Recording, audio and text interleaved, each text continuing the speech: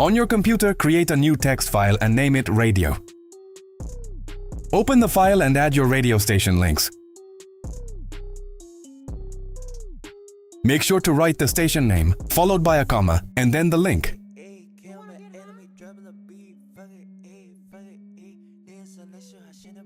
Add one station per line to keep everything organized.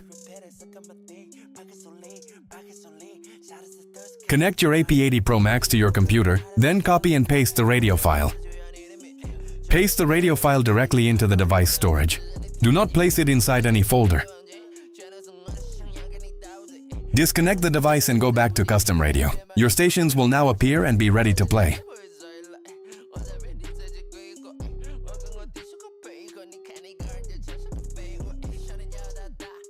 Make sure Wi-Fi is turned on while playing radio stations.